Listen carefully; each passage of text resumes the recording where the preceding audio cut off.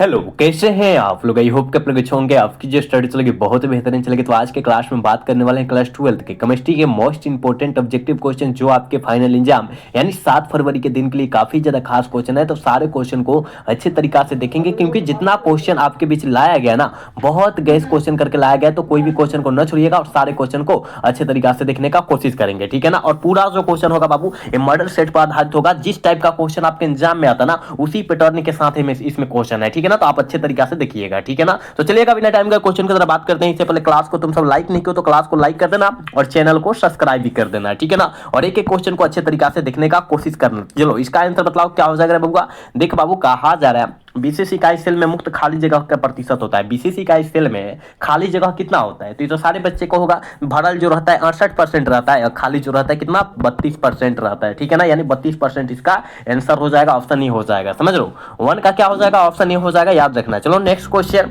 इसका आंसर बताओ तो क्या हो जाएगा। ये भी क्वेश्चन हमने बतलाया था तुम सबको कि सटकी दोष के कारण ठोस का घनत्व जो होता है वो क्या हो जाता है। तो कहिएगा सर, सटकी दोष के कारण ठोस का घनत्व घट जाता है, यानी ऑप्शन बी हो जाएगा। 2 का ऑप्शन बी हो जाएगा, याद रखिएगा, ठीक है।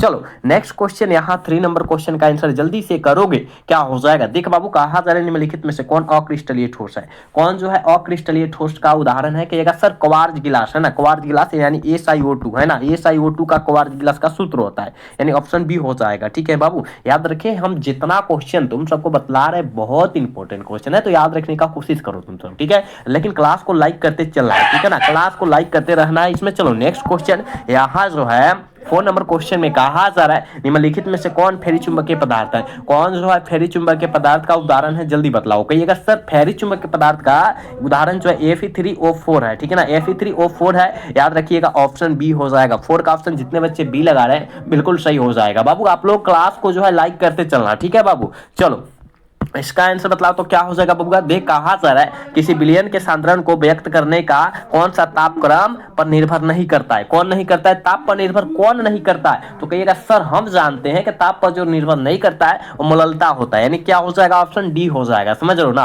5 का ऑप्शन डी हो जाएगा, याद रखिएगा, ठीक है। और ताप से स्वतंत्र कौन होता है, याद रखिएगा, मललता होता है, ठीक है ना। चलो नेक्स्ट क्वेश्चन, यहाँ जो है देखो बाबू, कहा जा रहा है कि विलयन के अनुसंख्य गुणधर्म का उदाहरण कौन है, जल्दी बतलाओ तो। विलयन के अनुसंख्य गुणधर्म का उदाहरण जो है क्वथनांक का उन्नयन हो जाएगा, ऑप्शन सी हो जाएगा। समझ लो, ऑप्शन सी हो जाएगा 6 का, याद रखिएगा, ठीक है। चलो नेक्स्ट क्वेश्चन के आंसर बतलाओ क्या हो जाएगा बाबू। इसका आंसर बतलाओ तो क्या हो जाएगा। देख बाबू, कहा जा रहा है हो समुद्र जल का परिसारक दाब लगभग होता है। समुद्र जल का परिसारक दाब लगभग जो होता है वो कितना होता है। कहिएगा सर, हम जानते हैं 30 ATM होता है, ठीक है। और दाब का ऐसा मात्रक क्या होता है बबुआ, दाब का ATM, ठीक है, याद रखिएगा। परिसारक ताप का ऐसा मात्रक ATM होता है, याद रखना है। ये भी पूछा जा सकता है, तो घबराना नहीं है, ऑप्शन नहीं हो जाएगा, ठीक है।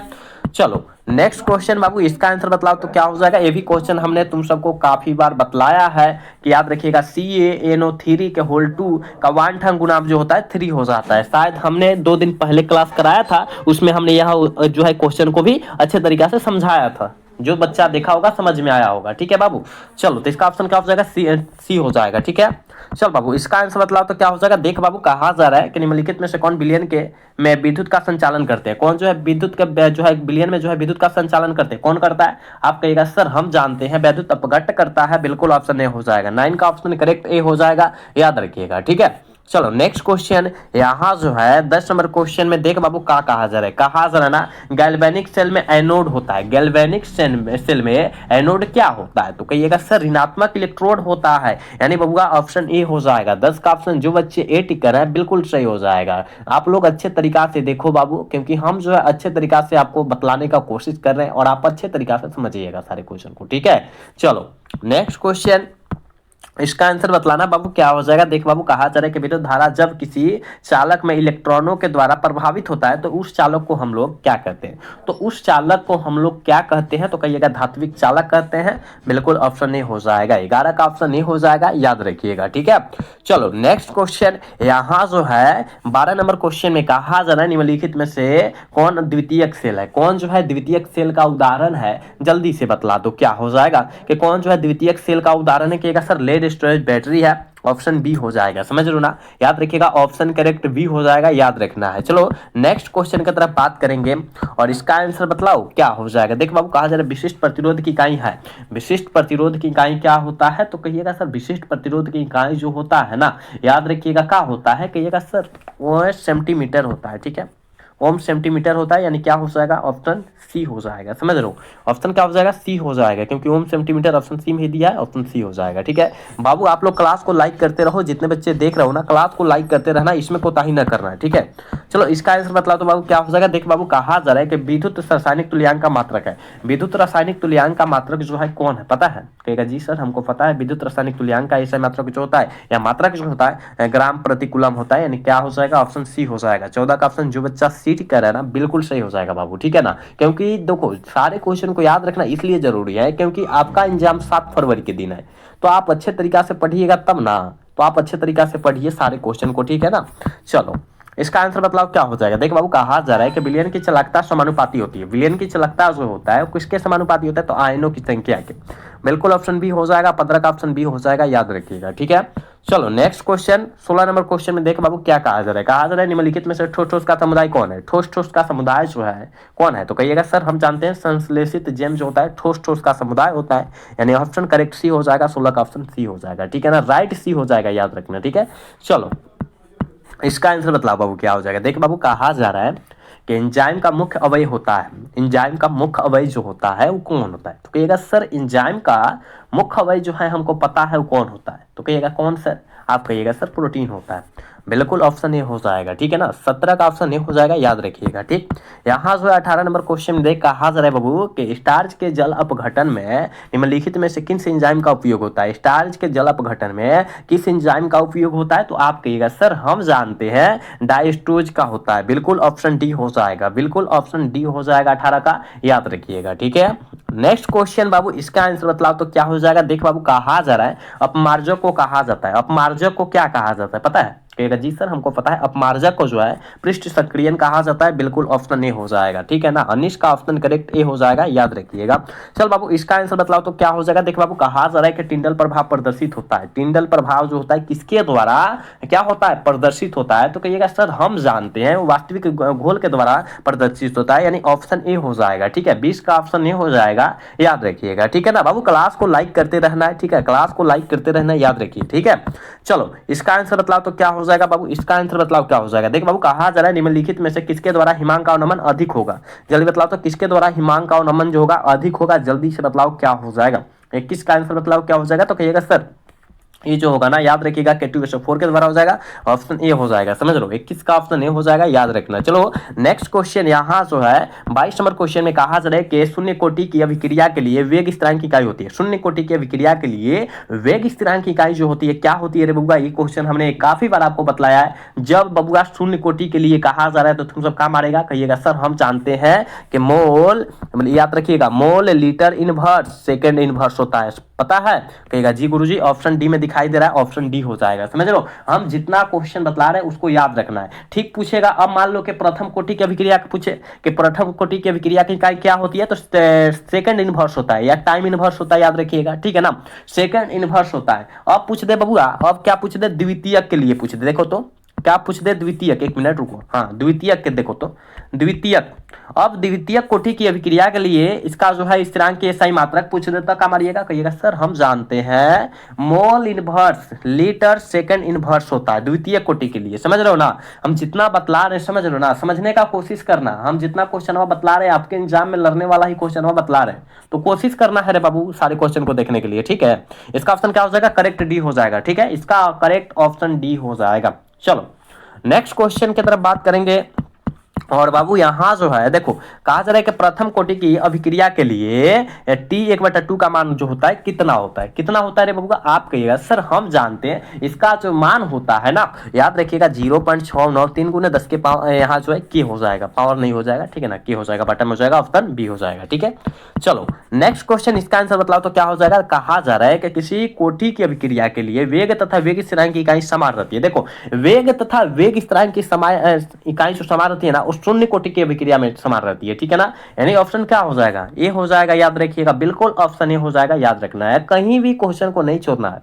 जितना हम क्वेश्चन करा रहे हैं ना, इस क्वेश्चन को नहीं छोड़ना है रे बाबू, क्योंकि बहुत इंपॉर्टेंट क्वेश्चन है, ठीक है। चलो नेक्स्ट क्वेश्चन, इसका आंसर बतलाओ क्या हो जाएगा। देख बाबू, कहा जा रहा है कि सेल जिसमें रासायनिक ऊर्जा विद्युत ऊर्जा में बदलता है उसे हम लोग क्या कहते हैं। जिसमें रासायनिक ऊर्जा विद्युत ऊर्जा को बदल देता है उसे हम लोग क्या कहते हैं। तो कहिएगा सर हम उसे, याद रखिएगा, गैल्वेनिक सेल कहते हैं। बिल्कुल ऑप्शन बी हो जाएगा, 25 का ऑप्शन बिल्कुल भी हो जाएगा, याद रखिएगा, ठीक है।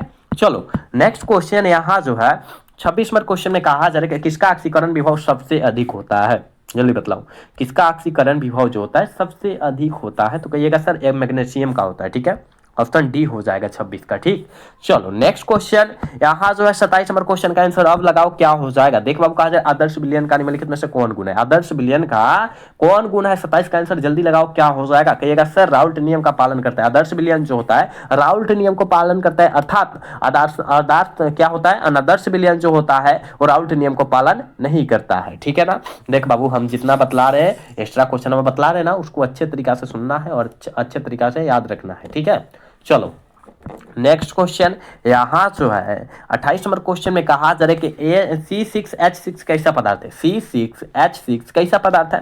कहेगा ई सर हमको पता है ना, बतलाइएगा। प्रति क्या हो जाएगा, प्रति चुंबकीय पदार्थ का उदाहरण हो जाएगा, ठीक है ना। C6H6 जो होता है बेंजीन का सूत्र भी होता है, याद रखना है तुम सबको, ठीक है ना बबुआ। जितना बतला रहे ना रे बबुआ, सुन के याद हो जाएगा रे, सुन के, ठीक है। चल इसका आंसर बतलाओ तो बाबू क्या हो जाएगा। देख बाबू, कहा जा रहा है निम्नलिखित में से धातु सामान्य मुख्य कार्य के मुक्त अवस्था में पाया जाता है। सामान्य मुक्त अवस्था में क्या पाया जाता है, पता है। कहेगा जी सर हमको पता है, ये जो होता है एल्युमिनियम का ये पाया जाता है, यानी क्या हो जाएगा, ऑप्शन बी हो जाएगा, ठीक है ना, याद रखिएगा। चलो नेक्स्ट क्वेश्चन, यहाँ जो है 30 नंबर क्वेश्चन में कहा जा रहा है निम्नलिखित में से किस धातु के निष्कर्षण के लिए साइनाइड विधि का उपयोग किया जाता है। सिल्वर, ठीक है ना, सिल्वर का जो होता है साइनाइड विधि का उपयोग किया जाता है। तो सिल्वर तो यहाँ नहीं दिया है। कहेगा सर सिल्वर नहीं दिया, लेकिन दियल है। सिल्वर का संकेत एजी नहीं होता है। कहेगा हाँ सर अब पता लग गया, यानी ऑप्शन क्या हो जाएगा, बी हो जाएगा। 30 का याद रखिएगा, ठीक है बाबू। क्लास को लाइक करते चलो, क्लास को लाइक करते चलो, इसमें कोताही नहीं करना।